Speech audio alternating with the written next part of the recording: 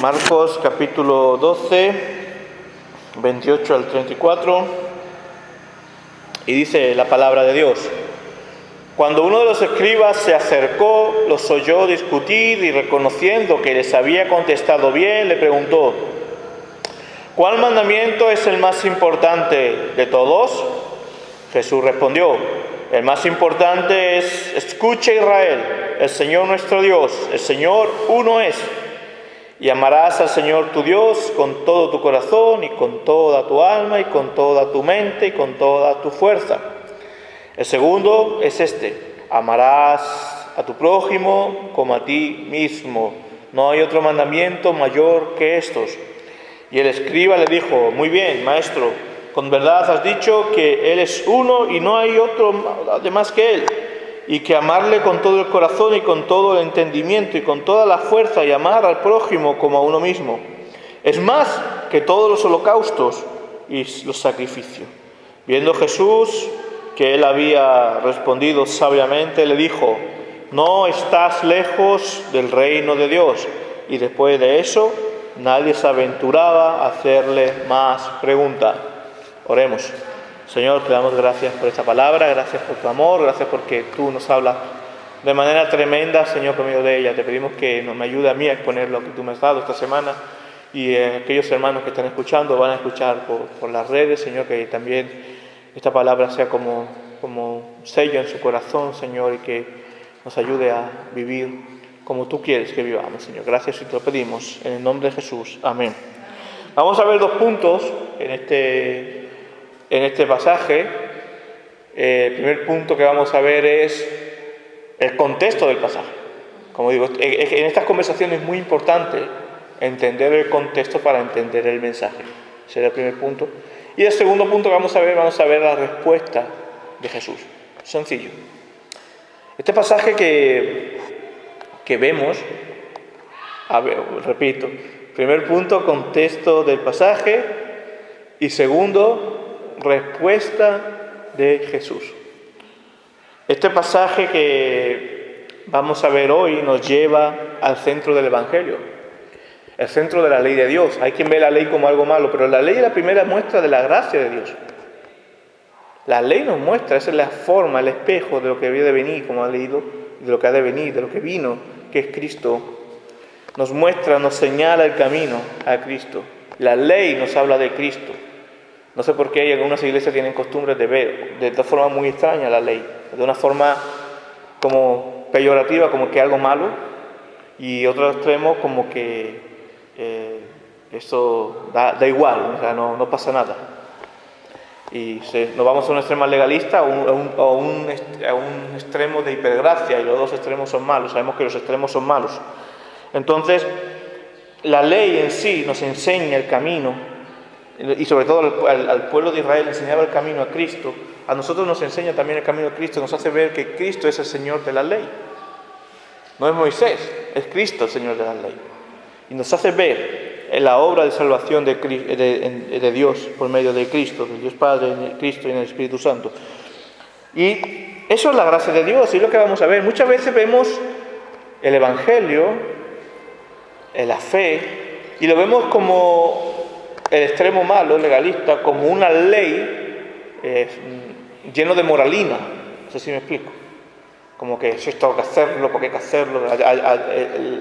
Ayer mismo en la piscina conocimos una familia de colombianos y estuvimos hablando con ellos y hablando, ¿no? Y yo me presenté, soy pastor aquí, no sé qué, no sé cuánto. Incluso dijeron que a mí cuando visitaban, pero que decían que, claro, hablando de que no les gustaban a algunos pastores vemos digo Colombia porque eran de Colombia, pero también pasa en Brasil y en España, eso pasa en todos sitios, que eran que no podía usar pantalón, que no podía usar no sé qué, que la mujer no podía usar esto, que no sé cuánto.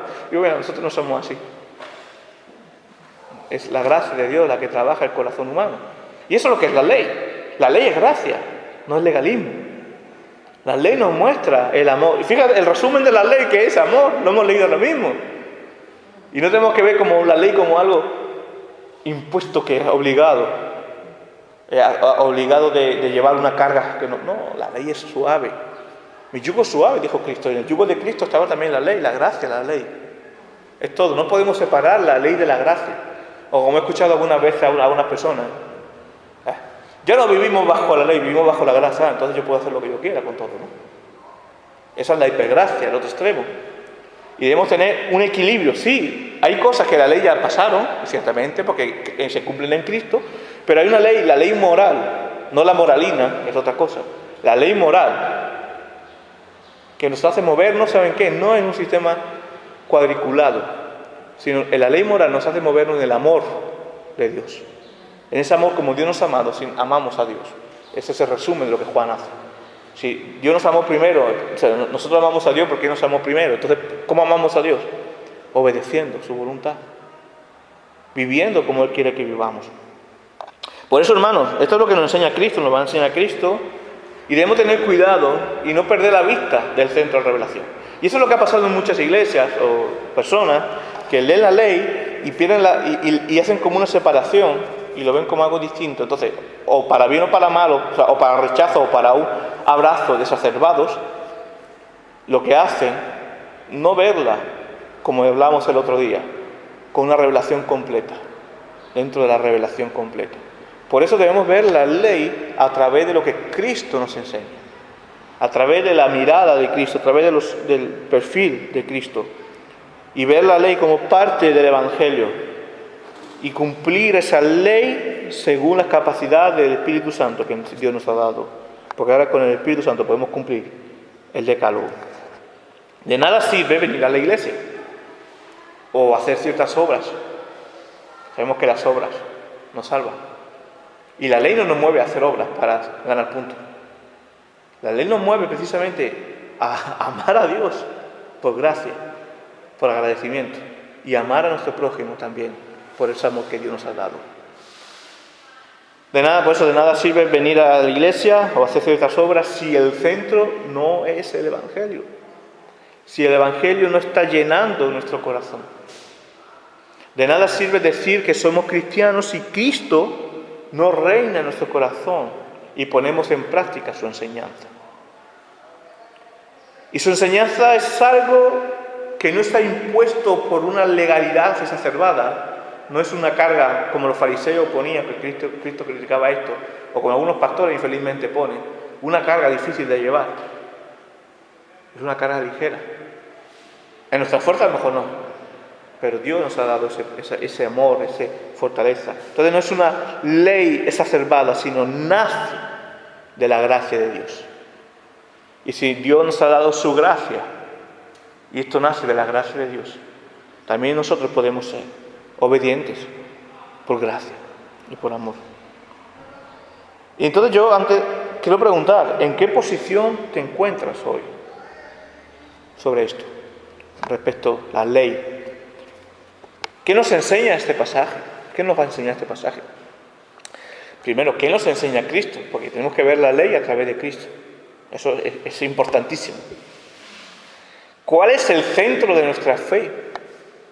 ¿Qué es lo principal? ¿Cuál es el mandamiento mayor?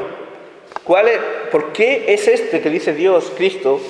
¿Por qué es el mandamiento superior? ¿Acaso hay mandamientos superiores e inferiores? ¿Por qué?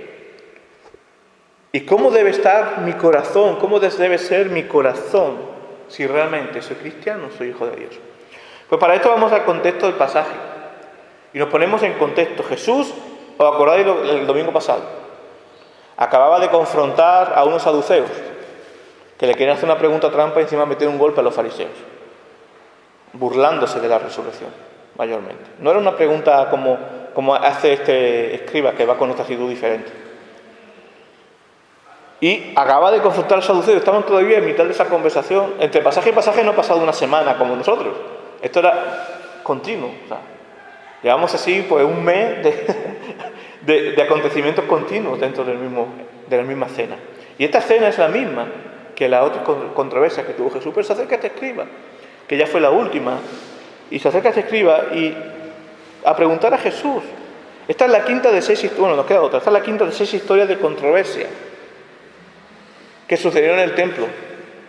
Este episodio difiere un poco de los anteriores. Una historia de controversias y más de pronunciamiento, ya que Jesús encuentra en esto una base común con el escriba que le va a hacer la pregunta. Pero no sé si os acordáis, lo hemos mencionado a modo de introducción cuando nos metíamos en este capítulo 12, pero me gustaría recordar que era un escriba, para que entendamos también la gracia de Dios y el amor. ¿Quién es el escriba? Cuando uno de los escribas se acercó, le oyó discutir reconociendo que había contestado bien, o sea, había reconocido que Cristo había contestado bien sobre la resurrección. Y un escriba viene de la palabra, por ejemplo, en hebreo soferín y en griego gramateus, que significa aquel que escribe, hombre de letras, no tiene mayor significado. Pero originalmente este título de soferín, se aplicaba a los encargados de escribir copias, las leyes, oficios, para que formaban desde pequeño en una escuela especial, de modo, o sea, academia, secretariado, seminario, universidad, desde muy pequeños se formaban. Los escribas evolucionaron con el paso del tiempo. Antes se dedicaban a todo, se empezaron a dedicar en el saber religioso, doctores de la ley, como se les conocía, en el militar, en el literario y en el científico. Ellos lo que hacían era transcribir también los textos antiguos, las leyes, por eso los escribas eran grandes conocedores de la ley, porque eran los que transcribían la ley. Después de la cautividad del pueblo de Israel en Babilonia, en la época del segundo templo, sin estado independiente, a partir de ahí ya Israel no dejó de ser, no era un estado independiente, perteneció a los griegos, después a los romanos. La función del escriba de Israel se concretó exclusivamente en la interpretación y enseñanza, eran maestros de la ley. Y muchos de los fariseos eran escribas. Y enseñaban la Torá y el servicio que había que rendir a Dios y todas estas cosas. En los días de Jesucristo, los escribas se conocían ya con el nombre de doctores de la ley, quiere decir, los que más sabían de la ley. Se dice que en ellos se sienta la cátedra de Moisés, se decía en ese tiempo. Y escribas y fariseos iban juntos, incluso vemos a Jesús confrontando a escribas y fariseos, porque muchos de los fariseos eran escribas. Y los escribas en general, y esto es muy importante, eran perseguidores, enemigos de Jesús, y después perseguidores de la iglesia. Pero aquí vemos una excepción, para que veamos dónde llega primeramente ese amor y esa gracia de Dios. No solo en Pablo, que era fariseo, Dios salvó, sino este escriba tenía una buena pinta, se podría decir, ¿no? Pero fíjate lo que dice Jesús de los escribas, para que entendamos mejor que era un escriba. En Mateo 23, del 1 al 6, dice Jesús: entonces Jesús habló a la muchedumbre, a sus discípulos, diciendo: los escribas y los fariseos se han sentado en la cátedra de Moisés, de modo que haced y observar todo lo que os digan, pero no hagáis conforme a sus obras, porque ellos dicen y no hacen. Atan cargas pesadas y difíciles de obras para llevar y las ponen sobre la espalda de los hombres, pero ellos ni con un dedo quieren moverlas, sino que hacen todas sus obras para ser vistos por los hombres, pues ensanchan sus filasterias y alargan los flecos de sus mantos, aman el lugar de honor en los banquetes y los primeros asientos en la sinagoga. Bueno, Jesús sigue explicando, pero voy a esperar ahí. O sea, eran unos hipócritas de manual, eran no personas honestas, sino políticamente correctos, pero a la vez hacían daño a la gente, ¿no? Eran lo que se podía hacer abusadores espirituales. Podría seguir leyendo algunos versículos más, pero bueno. Pero más adelante, en el 13-14 sí lo voy a leer, cuando Jesús dice algunos hay sobre los fariseos y escribas. Dice: pero ay de vosotros, escribas y fariseos, hipócritas, porque cerráis el reino de los cielos delante de los hombres, pero ni vosotros entráis ni dejáis entrar a los que están entrando. Ay de vosotros, escribas y fariseos, hipócritas, porque devoráis la casa de la viuda, aun cuando por pretexto hacéis largas oraciones. Por eso recibiréis mayor condenación. No tienen buena fama, eran perseguidores de Jesús. Pero como ya dijimos, este escriba era diferente. Alguno había también que se salvara. Esto demuestra que cómo Dios obra, hermanos. Si eres salvo, eres transformado, es porque Dios te lo ha dado. ¿Qué diferencia natural había entre un escriba, este escriba, con otro escriba. Naturalmente, formación había recibido la misma, la naturaleza era la misma. Pero ¿qué es lo que cambia? El poder de Dios, lo que decía Cristo a los saduceos. Vosotros no sabéis porque no conocéis las Escrituras ni el poder de Dios. Y esto es lo importante para una vida transformada. Porque esto lo da Dios. Fíjate los demás escribas sabían la ley, sabían todo el Antiguo Testamento, eran doctores de la ley, pero no tenían a Dios, no conocían el poder de Dios, no tenían una fe genuina. Y lo que hemos leído antes, podemos tener todo, podemos saber de todo, podemos tener un doctorado en teología. Yo conozco doctores de teología que son ateos. ¿Cómo es eso? No existe. Que no son cristianos. Por ejemplo, hay un par de ellos que conozco que es así. En cambio saben mucho de teología. Me dan mi vuelta y a muchos pastores. Pero no creen en Cristo. O tienen una visión de Cristo totalmente distorsionada. ¿Y en cambio su compañero puede ser un pastor? ¿Y cómo es eso? Y su compañero está en los caminos del Señor y no han estudiado. Porque no se trata del conocimiento solamente, no se trata del estudio, no se trata de saber o de estar, sino se trata de la obra de Dios, del amor de Dios obrando en nuestro corazón. Entonces, como seguimos, podemos hacer muchas cosas, pero seguir nuestro estado depravado si no ha habido una acción de Dios en nuestra vida. Y este escriba tenía tal admiración, y Jesús admiró a este escriba. Demuestra, las palabras que vamos a ver, demuestra una admiración mutua entre Jesús y este líder religioso. Los verdaderamente sabios reconocían que la sabiduría de Dios y la autoridad de Jesús procedían de Dios, era un ser de la deidad divina. Lo que le pasó a Nicodemo. Nicodemo era un fariseo que estaba ahí, un sacerdote ahí que seguía a Cristo escondido. No, pero tenía a Cristo. Y vamos a ver la pregunta sobre el mandamiento superior. Esto no es una pregunta honesta por la forma que responde Jesús. Esta persona estaba haciendo una pregunta honesta. O quizás también para que otros pudieran escuchar, o para que él también se le pudieran aclarar ciertas cosas. Cuando uno de los escribas se le acerca, le oye discutir, reconociendo que le había contestado bien. Hombre, también es fácil que un escriba y un fariseo estuvieran de acuerdo en la respuesta que Jesús dio a los saduceos, porque ellos creían en la resurrección. Pero le pregunta, ¿cuál mandamiento es el más importante de todos? Esta pregunta de un doctor de la ley causaba mucha expectación. No, Jesús y el doctor de la ley no estaban solos. Había una gran muchedumbre alrededor de Jesús en el templo.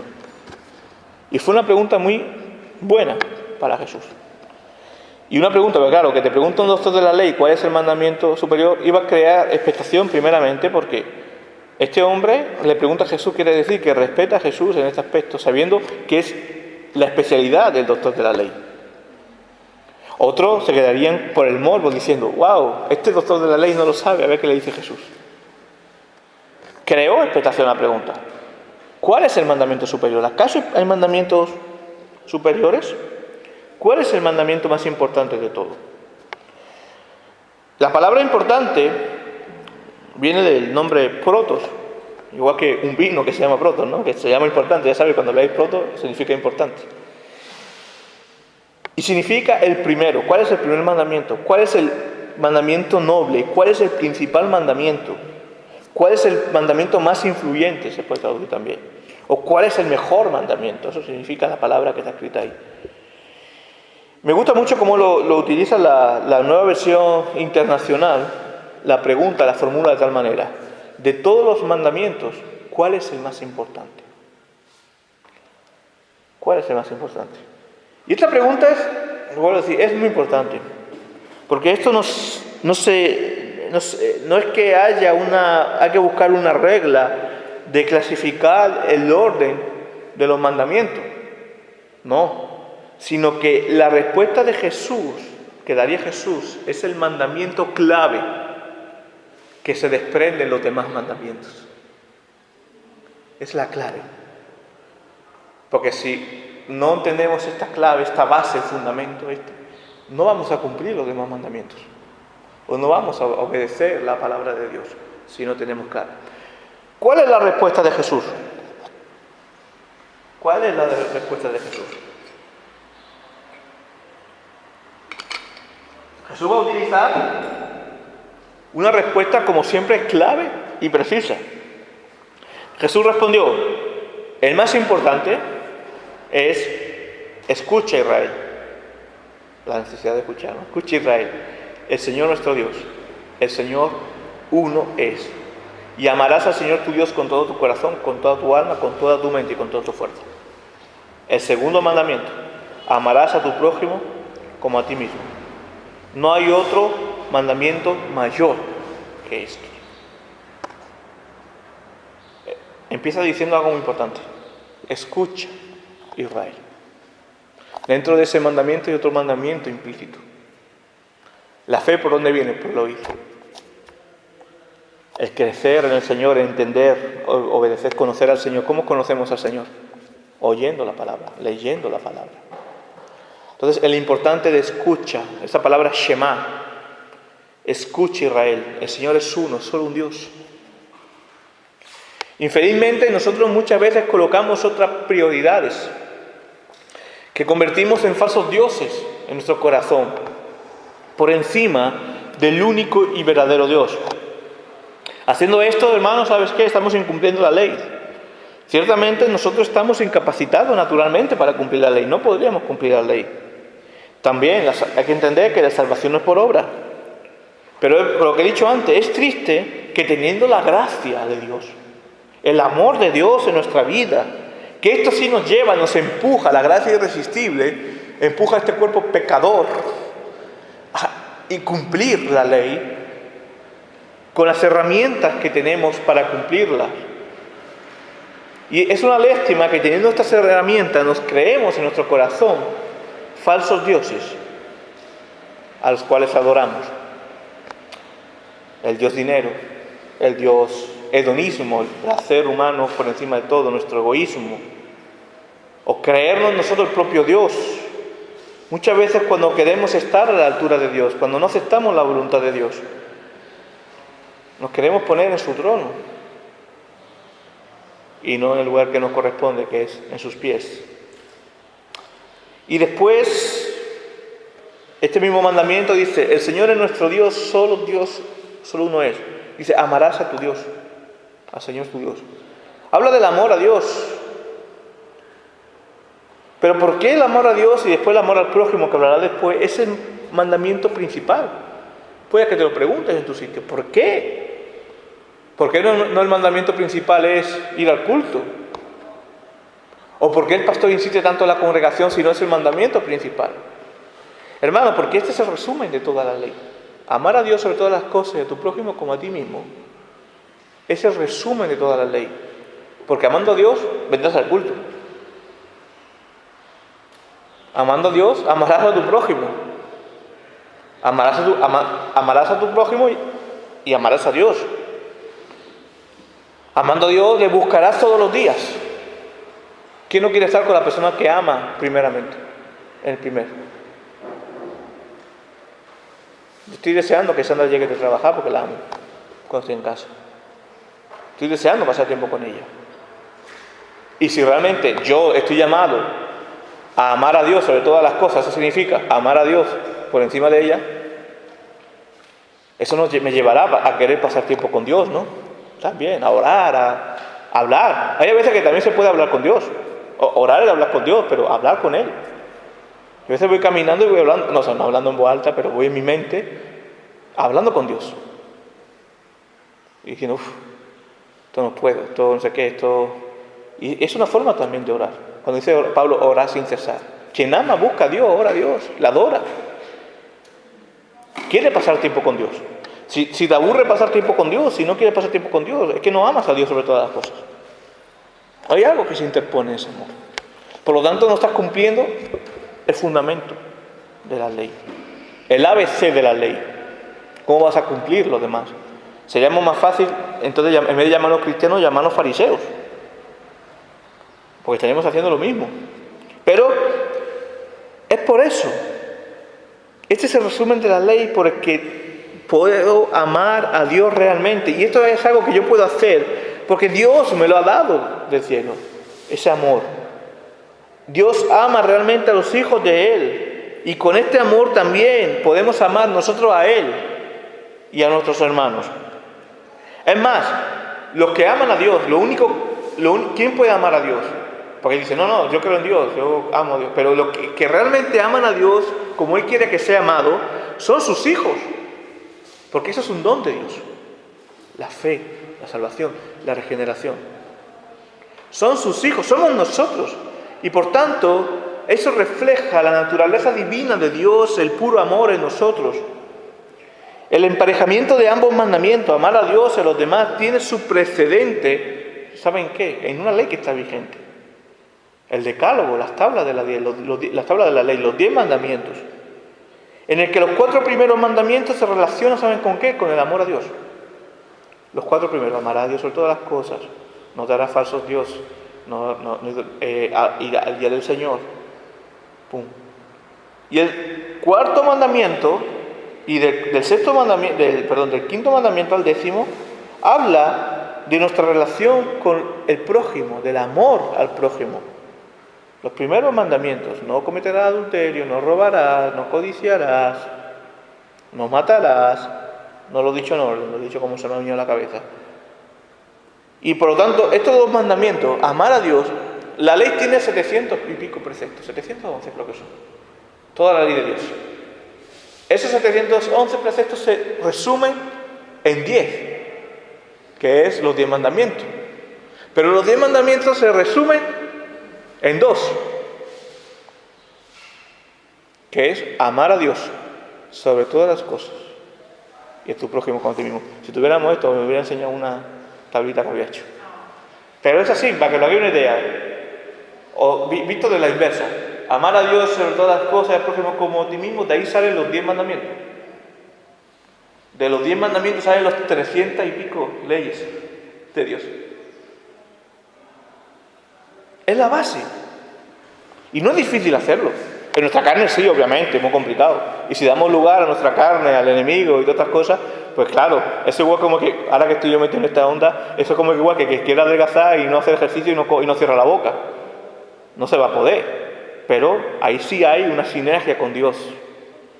Una preparación, o sea, el amor, lo que decíamos el otro día de la fe, el amor también se ejercita. El amor también se puede empezar como un poquito, pero empieza a crecer, desechando todo aquello que no es amor.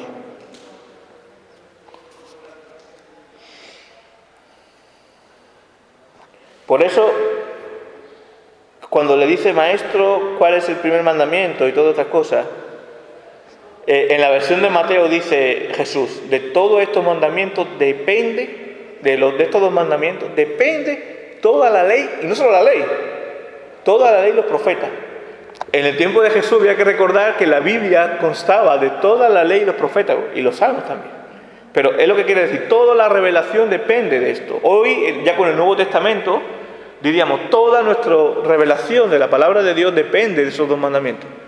Amar a Dios y a nuestro prójimo como a ti mismo. Así que, si amas a Dios, amarás a tu hermano. Si amas a tu hermano o a tu prójimo, o incluso a tus enemigos, como dice Jesús, debemos orar por ellos, por aquellos que se levantan contra nosotros. Como digo siempre, el cristiano no debe provocar el enemigo por su propio egoísmo, sino hay enemigos que se levantan contra nosotros. Y nosotros debemos orar por ellos. Aunque, hombre, es difícil, no vamos a ser hipócritas y vamos a darnos un abrazo cuando estamos con odio. Pero el odio, ¿sabes cómo se apaga? Orando. Yo eso lo he practicado en mi vida. Gente que se levantó contra mí y lo que hago, orar. Y cuando metemos la pata, que la metemos también y provocamos nosotros los enemigos, pedir perdón. Eso es amar también. Como diría el escriba al estar de acuerdo que Jesús, esto vale más que todos los sacrificios. Y después Jesús sigue diciendo, y que amarle con todo el corazón y con todo el entendimiento y con toda la fuerza, y amar a tu prójimo como uno mismo, es más que todos los holocaustos y sacrificios. Como he dicho antes, hermanos, como la lectura que ha leído antes Manuel muy bien, podemos hacer muchas cosas, podemos tener dones, talentos, cualidades. Los políticos tienen muy buenos talentos, pero no tienen amor. El amor que Dios, ¿de qué habla? Incluso dentro de la iglesia hay gente con muy buenas cualidades, con muy buenos talentos, con dones, pero en cambio no se pueden aprovechar porque no tienen ese amor. Y ese amor no quiere decir que te caiga bien todo el mundo y que tú le caigas bien a todo el mundo. Ese amor empieza amando a Dios sobre todas las cosas, amando a Dios en primer lugar, y esto te llevará a amar a tu prójimo, a amar a aquel que te mira mal, a amar. ¿Y cómo se ama? Pues orando. La disciplina espiritual siempre es muy importante, orando. Puedes tener todo, puedes tener títulos, puedes tener lo que tú quieras, puedes tener una voz bonita y tocar bien la guitarra, puedes lo que tú quieras. Pero si no amas a Dios y a tu prójimo como a ti mismo y te amas tú más que todo esto, ahí hay algo que falla, de nada sirve. Pero como dijo Juan el apóstol lo resume muy bien en una carta que ya predicamos en tiempo. Primera de Juan 4, 19, 21. Dice, nosotros amamos porque Él, hablando de Dios, nos amó primero. Y después ya viene lo bueno. Bueno, todo es bueno, ¿no? Pero me gusta esto. Si alguno dice, yo amo a Dios y aborrece a su hermano, es un mentiroso. Porque el que no ama a su hermano, al que ha visto, no puede amar a Dios al que no ha visto. Y este mandamiento tenemos de Él, que el que ame a Dios, ame también a su hermano. Es que ese es el resumen. Juan hace aquí un resumen, un comentario, mejor dicho, del resumen de la ley, del mandamiento importante. Así que si en tu corazón hay rencor con alguien, si en tu corazón hay odio, si en tu corazón por mucho daño que te haya hecho, ora primeramente por esa persona y después dale el perdón. O si en tu corazón tú sabes que has metido la pata con alguien y esa persona está enfadada contigo porque tú has metido la pata, pide perdón. Eso trae liberación, trae bendición y estamos cumpliendo. Más que cumplir, no me gusta esa palabra porque no es una cosa que tenemos que hacer, sino obedeciendo, haciendo de lo que Dios quiere que hagamos con su gracia, con su amor, mostrando, siendo testimonio. Pero esto no es nada nuevo. Jesús lo que hace no se inventa aquí unos versículos, que lo podría hacer porque Él es Dios. Jesús va precisamente a la Torá, al Decálogo, y mencionó con esta ley, menciona el Shema. ¿Qué es el Shema? Que lo hemos leído antes, lo ha leído Manuel, Shema. La palabra viene del hebreo y se traduce al castellano, oye, escucha. La importancia como cristianos que tenemos que escuchar. Hay un pastor, un maestro mío decía una cosa muy simple, pero que es verdad. Está bueno esa explicación. Y es una aplicación muy recurrente dentro de cuando hablamos de escuchar la palabra y todas esas cosas, ¿no? Pero lo voy a decir. Dios nos dio 2 oídos, 2 orejas y una boca, para que escuchemos más y hablemos menos. Hay a veces que perdemos mucho tiempo y no escuchamos. Porque una cosa es oír. Tú puedes estar aquí en el culto, puedes estar en un estudio, puedes estar leyendo la Biblia, leyéndola por encima. Una cosa es oír. Escucho. Yo estoy oyendo ahora mismo lo que están diciendo ahí y no estoy escuchando. Una cosa es oír y otra cosa es escuchar. Y otra cosa más, como se debe hacer con la palabra, no solo escuchar con los oídos, escuchar con el corazón, con el alma. Porque podemos estar oyendo, sí, pero escuchar, y como se aprende no es oyendo, es escuchando. Entonces, dice, escucha Israel, el Señor es nuestro Dios, el Señor uno es, amarás al Señor tu Dios con todo tu corazón, con toda tu alma, con toda tu fuerza. Esta es la palabra que yo mando hoy, estará sobre tu corazón, y diligentemente la enseñarás a tus hijos, ves qué importante es esto, y hablarás de ellas cuando te sientes en tu casa, cuando andes por el camino, cuando te acuestes, cuando te levantes, las atarás como una señal de tu mano, y serán por insignia entre los ojos, y las escribirás en los postes de tu casa y en tu puerta. Esto es una declaración judía, de la ley judía. Y ¿sabe? El Shema se convirtió para el pueblo de Dios en una confesión de fe, donde reconocían al Dios verdadero y sus mandamientos para con ellos. Y la práctica, esta ley sigue vigente hoy. Y esto fue lo que citó Jesús. Yo doy gracias a Dios, ¿sabes por qué? Porque mis padres me educaron en esto. Me acuerdo, mis padres siendo católicos romanos ponían en práctica esto. Me enseñaban desde pequeño, todas las noches, a recitar el Shema Israel. Y en mi casa había puesto el Shema, la oración del Shema. Y creo que eso Dios lo usó para que esté aquí hoy. Quiero decir, es importante no solo obedecerle, sino enseñar. Ahora que vosotros vais a ser padres, enseñar a nuestros hijos, enseñar a aquellos que discipulamos, enseñar el amor a Dios. No vamos a la iglesia solamente para pasar el domingo o pasar un tiempo, no. Vamos a la iglesia porque somos una familia que amamos a Dios. Que Dios nos ha regalado esto.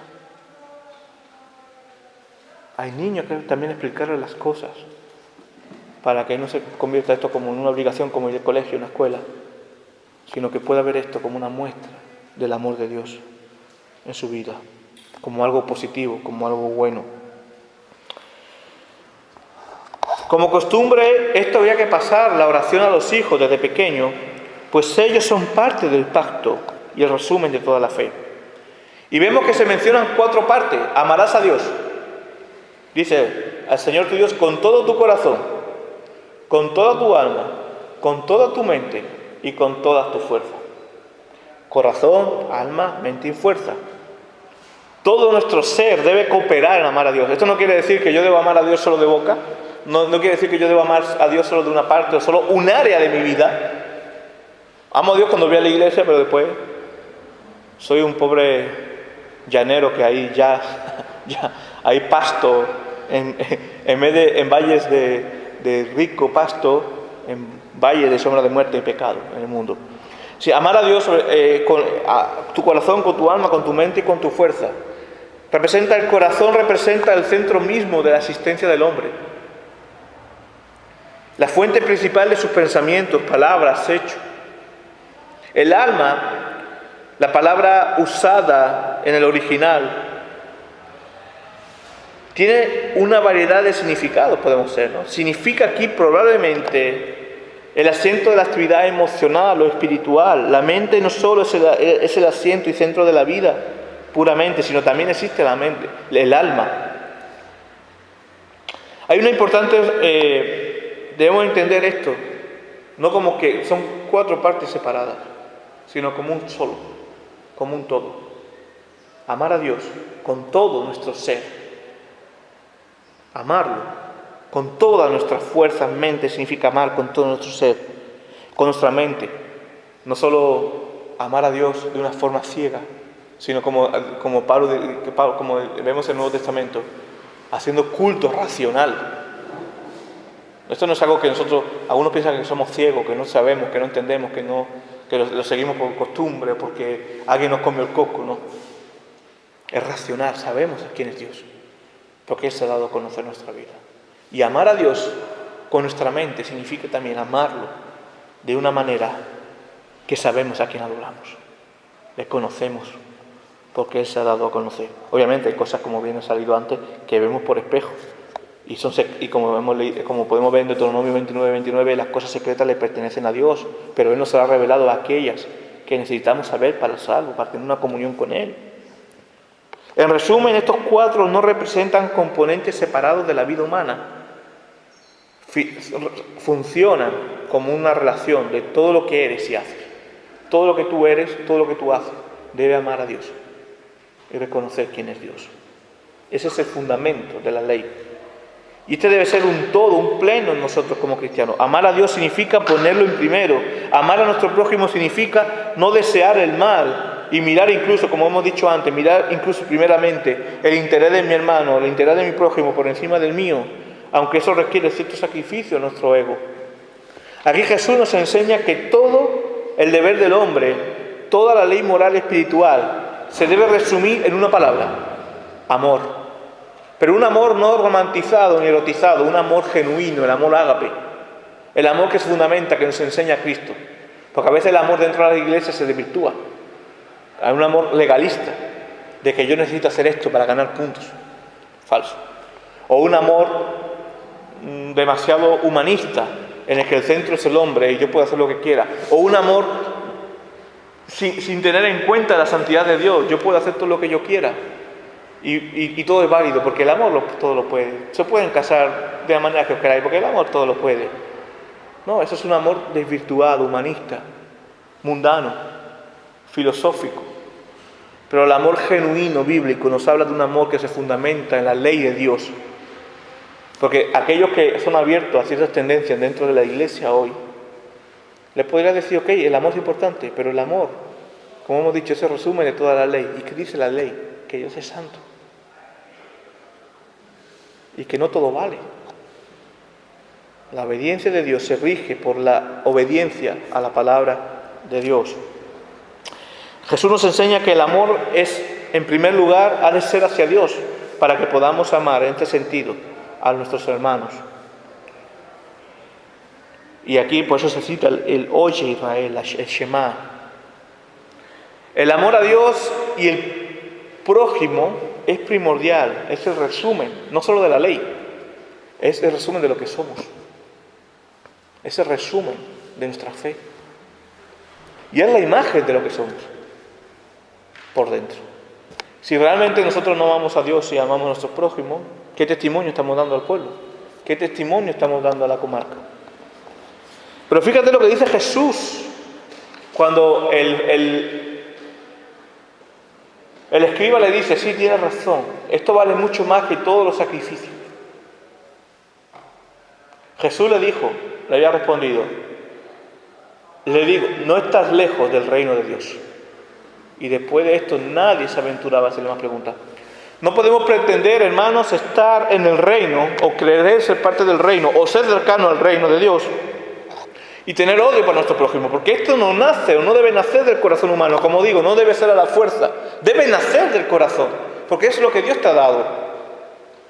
No puedes pretender estar en el reino, ser cercano al reino y tener odio por tu prójimo, tener enemigos provocados por nosotros y no pedir perdón, no practicar el perdón, hacer uso del rencor, no poner a Dios en su lugar en nuestra vida. Esto, hermano, nos convertiría, ¿saben qué?, en hipócritas de la fe, como los fariseos en general y los escribas. El amor es todo. Dios es amor. Y digo, este amor no debe ser algo impuesto a la fuerza. Este amor debe salir por nuestros poros del alma y de la piel como fruto de nuestra comunión con Dios. No algo forzado, no se deben forzar las cosas tampoco. Pero ¿cómo se entrena? ¿Cómo se practica? Pasando tiempo con Dios, llenándonos de Él. Como hemos leído, no lo voy a leer otra vez porque es largo, pero el texto de 1 Corintios 1:13, puedes hablar lenguas humanas y angelicales, que por cierto, esto es una hipérbole. Puedes, pero si no tienes amor, no sirve para nada, como un metal que resuena o címbalo que retiñe. O sea, muy bonito el címbalo, pero ¿para qué sirve? No sirve para nada, como si mi guitarra desafinada. Puede ser una guitarra bonita, pero si está desafinada, no vale para nada. Por lo tanto, podemos llamarnos cristianos, podemos usar lo que tú quieras de ropa, podemos hacer lo que tú quieras, pero si no tengo ese amor, de nada sirve que me llame cristiano. Y fíjate, si tienes el don de la profecía, y aunque supieras todos los misterios, aunque supieras lo mismo que Dios sabe, y tuvieras todo, y pudieras tener poder para trasladar las montañas, esa fe es tremenda, fíjate que por encima de toda la fe está el amor. Tú puedes decir, yo tengo mucha fe. Okay. Como diría Jesús, muéstrame tu fe por tus obras. O sea, como diría Santiago, muéstrame tu fe por tus obras. Y no que la obra te gane punto, pero esto, lo que hay dentro de tu corazón se ve en tu testimonio día a día. Y si estás cumpliendo la ley de amar a Dios y amar a tu prójimo como a ti mismo, se va a ver en tu testimonio día a día. Por eso, hermanos, puedes tener todo, pero si no tienes amor, de nada sirve, porque la marca principal del cristiano es el amor, es la humildad, el amor. Por eso, hermanos, el amor a Dios y al prójimo es la base de nuestra fe, la primordial de los mandamientos. Como yo digo, si en nuestra iglesia, como iglesia aquí local, no existe esto en nuestra vida, obviamente, hay momentos mejores, momentos peores, se entiende, pero si realmente no practicamos esto, digo una cosa, esta iglesia acabaría muriendo. Esta iglesia mejor cerramos la puerta y cada uno para su casa. Porque estaríamos haciendo una farsa. Como cristianos debemos hacer, pero no como un cumplimiento obligado. No creo que salgas de aquí y dices, tengo que amar porque es una obligación. No, tengo que amar porque nace de mi corazón, de mi comunión con Dios. Tengo que amar porque quiero que el mundo conozca el amor de Dios. Tengo que amar porque Cristo me amó. El amor a Dios y al prójimo fue el amor que llevó a Cristo a la cruz para que tuviéramos vida. Yo, hermanos, si entendemos la dimensión de ese tremendo regalo, el amor tiene que salir por nuestros poros. El amor llevó a muchos también a dar su vida por el Evangelio, para que tengamos el Evangelio hoy aquí nosotros. Empezando por los apóstoles, que todos murieron. Y llegando a nuestros hermanos perseguidos, como por ejemplo los mártires, que eran devorados por las fieras en el circo romano. ¿Sabes por qué? Porque su amor a Dios les movía a arriesgar su vida por amor al prójimo. Y predicaban el Evangelio, cuidaban de los huérfanos, cuidaban de las viudas. El amor de Dios llevó a muchos a dar su vida. El amor de Dios llevó a otros a predicarte a ti el Evangelio. A que hoy tengamos la palabra en español. El cumplimiento de esta ley llevó a otros a soportarte cuando tú estabas en un mal tiempo difícil, frío, que no te aguantabas ni tú mismo. El amor de Dios llevó a otros a abrazarte y recibirte cuando estabas perdido. ¿Cómo está tu corazón de este amor de Dios y amor a tu hermano? De este amor ágape. La iglesia debe estar llena del amor. Y habéis fijado una cosa, esto no es un amor vacío, es un amor que te lleva a la acción de la gloria de Dios y la bendición de tu prójimo. Y la iglesia precisamente debe estar llena de este amor en la dimensión de la cruz. Como Dios nos amó, amemos también nosotros. Amar a Dios sobre todas las cosas y amar con los brazos abiertos a nuestro prójimo, como Dios quiere que le amemos. Pongamos en práctica esto, hermanos, y Dios te bendecirá primeramente a ti y hará cosas maravillosas y veremos una iglesia que resplandece y llegaremos al reino de Dios con la corona también, porque hemos cumplido, obedecido. Ser cristianos no solo significa venir a la iglesia. Venimos a la iglesia porque somos cristianos. Ser cristiano es vivir en amor, con la bandera del amor genuino, verdadero, del Dios justo y santo. Que Dios bendiga su palabra. Oremos. Señor, te damos gracias por tu amor, por tu bendición. Gracias por este regalo que nos hace reflexionar sobre lo que es lo más importante que debemos practicar, que tú nos enseñas, que tú quieres, Señor, amarte a ti sobre todas las cosas y amar a nuestros prójimos, no solo nuestros hermanos, sino nuestros prójimos, pero empezar por nosotros como hermanos, porque ¿cómo vamos a amar al prójimo si no nosotros, los hermanos, somos los más prójimos? No nos amamos, Señor. Ayúdanos, Señor, a que podamos tener este amor presente en nuestra vida, que quite todo rencor, odio, todo aquello que nos impida, Señor, practicar este amor. Quita toda frialdad, toda apatía, Señor, para que seamos condescendientes como tú lo eres con nosotros, para que nuestro corazón no esté lleno de rencor, que nuestro corazón esté lleno de tu amor, para que seamos una iglesia que impacta con ese amor, porque tu amor es el que impacta. Señor, y ayúdanos a que podamos vivir así, para que cuando llegue nuestro final en esta tierra podamos abrir los ojos a la eternidad y sabiendo que, como dijo tu apóstol Pablo, hemos acabado la carrera. Nos espera el premio que tú tienes reservado para nosotros. Eso es un regalo, Señor, que ya hemos recibido. Ayúdanos ya a celebrar y disfrutar este regalo aquí en la tierra, con esa paz y ese gozo que solo tú puedes dar, Señor. Gracias, Señor. Lo pedimos en el nombre de Cristo Jesús. Amén.